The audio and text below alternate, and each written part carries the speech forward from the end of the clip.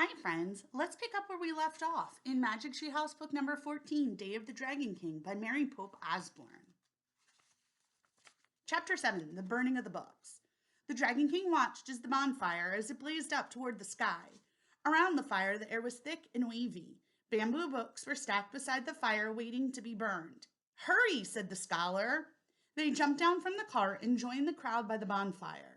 The Dragon King shouted to the soldiers.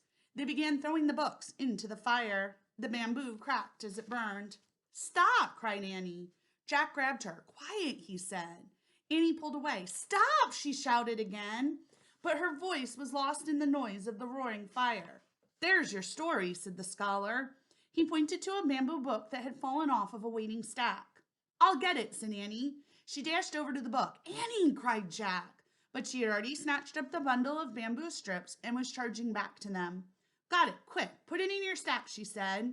Jack put the bundle of bamboo strips in his sack. Then he looked around fearfully. He gasped. The Dragon King was glaring at them. Then he headed their way. Seize them, the Dragon King shouted. Run through the burial grounds, the scholar said to Jack and Annie. The soldiers will be too afraid to follow. They fear the spirits of the ancestors. Thanks, said Jack. Thanks for everything. Good luck, cried Annie. Then she and Jack took off. Soldiers shouted after them. An arrow whizzed by. But Jack and Annie kept running. They ran down the path to the burial grounds. They jumped over the low brick wall and ran between the huge mounds of earth. Suddenly, arrows filled up the air around them. The archers were shooting from the tower. Look, cried Jack. There was a doorway in one of the mounds. Jack and Annie ducked inside. They were in a long hall lit with oil lamps. It's so quiet, said Annie, as she walked down the passageway. Hey, there are some steps here. Don't go any farther, said Jack. Why not, said Annie. We don't know what's down there, said Jack. This is a burial tomb, remember? It's creepy. Let's just take a quick look, said Annie. Maybe it's the way out of here. Jack took a deep breath. You might be right, he said. Okay, but go slow. He didn't want to stumble upon a dead body. Annie started down the steep steps. Jack followed. The lamps lit their way as they kept going down and down. Finally, they reached the bottom. Jack blinked. Even though oil lamps glowed everywhere, it was hard to see at first. When Jack's eyes got used to the strange light, his heart nearly stopped. Oh man, he breathed. They were in a room filled with soldiers, thousands of them. Chapter 8, The Tomb. Jack and Annie stood frozen. The silent soldiers did too. Finally, Annie spoke. They're fake, she said. Fake, whispered Jack. They're not real, she said. They look real, said Jack. Annie walked straight toward the first row of soldiers. Jack held his breath. Annie pulled the soldier's nose. Fake, she said. Oh, brother, said Jack. He walked over to the soldier and touched his painted face. It was as hard as stone. It's amazing, Jack said. Annie nodded. It's like a museum. She walked down a row between two lines of soldiers. Wait, this is spooky, said Jack. What is this place? He put down his sack and pulled out the china book. He found a picture of the frozen army and read aloud. The Dragon King had 7,000 life-size clay figures made for his burial tomb. The clay was baked and painted. The Dragon King hoped that the clay army would protect him after he died. It's like the pyramid in ancient Egypt, said Jack, remember? The queen was buried with a bow and lots of things to take to the afterlife. He looked around. Annie? I'm here, she called. She was far down another row. Come back here, yelled Jack. No, you come here, said Annie. It's all cool. Their faces are different. Jack threw the book into his sack. Then he hurried down the row to Annie. Look, she said, just look. In the flickering lamplight, they wandered down the rows of soldiers. No two soldiers had the same nose, the same eyes, or the same mouth.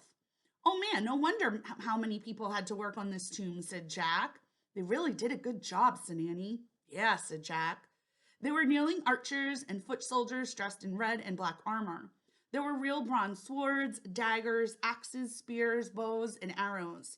There were even life-size wooden chariots with horses. The horses looked completely real. They were different colors with white teeth and red tongues. I have to take some notes about all this, said Jack. He pulled out his notebook and pencil, then kneeling on the brick floor, he wrote, No two faces the same, not even the horses. Jack, said Annie, you know what? What? I think we're lost, she said. Lost? Jack stood up. We're not lost. Yeah? Then which way is out, said Annie. Jack looked around. All he could see were rows of soldiers. In front of them, to the right, to the left, behind them, nothing but clay soldiers. Which way did we come? Said Annie. I don't know, said Jack. All the rows looked the same. They stretched out endlessly. Jack tried not to panic. I better look this up, he said. Forget it, said Annie. Morgan said the research book would guide us, but in our darkest hour, only the ancient legend would save us. Is this our darkest hour? Asked Jack. Annie nodded. Yeah, it's pretty dark. It does seem to be getting darker in here, thought Jack. The air was getting thicker, too. It seemed harder to breathe. Let's ask for help, said Jack. He reached into the sack and pulled out the bamboo book. He held it up and said, save us. As Jack waited, the tomb seemed unbearably quiet. Jack held the book up again. Please help us find our way out, he said. He and Annie kept waiting, but nothing happened. The air was growing even thicker. The light was getting dimmer. The countless rows of soldiers seemed creepier. Help did not come. Jack felt faint. I guess we'll just have to... Look, Annie said. What? The ball of thread. It rolled out of your sack, she said. So what? Said Jack. He looked at his cloth sack lying on the floor. The ball of yellow stick thread had rolled out, and it was still rolling, leaving a trail of yellow thread. I wonder what's going to happen. What should Jack and Annie do next? I guess we'll have to keep reading tomorrow. Bye, friends.